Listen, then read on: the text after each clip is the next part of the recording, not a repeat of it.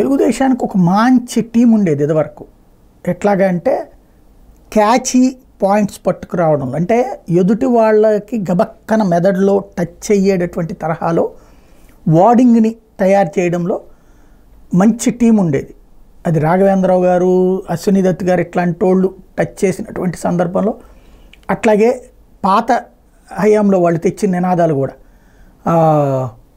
ఏది జాబు కావాలంటే బాబు రావాలి లాంటి నినాదాలు, అట్లాగే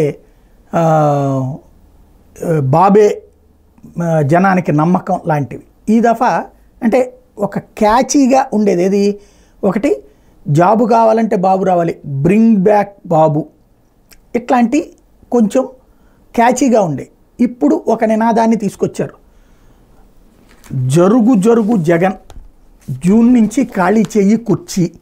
ఇందులో ఎక్కడ రిధం కనిపించట్లా, రొటీన్ ఓ పదజాలం లాగా ఉంది. జరుగు జరుగు జగన్, జరుగు జగన్, జరుగు జగన్, జూన్ 4 నుంచి ఖాళీ చెయ్యి కుర్చీ.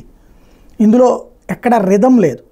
సర్వజనుల సంక్షేమం కోసం బాబుని మళ్ళీ రప్పిద్దాం, ఇందులో కూడా ఏమీ లేదు, అంటే క్యాచీగా లేదు. మరి మంచి తెలుగుదేశం పార్టీ అంటేనే తెలుగులో దిట్టల్లాంటి వాళ్ళు. బాబే మళ్ళీ రావాలి, లేకపోతే బాబుని తెచ్చుకుందాం, బాబుని తెప్పించుకుందాం, ఇట్లాంటి కొన్ని అంటే క్యాచీగా ఉండే పదాలను తీసుకొచ్చేటటువంటి సందర్భంలో ఎక్కడో మిస్ అయింది, టచ్ మిస్ అవుతుందన్నమాట.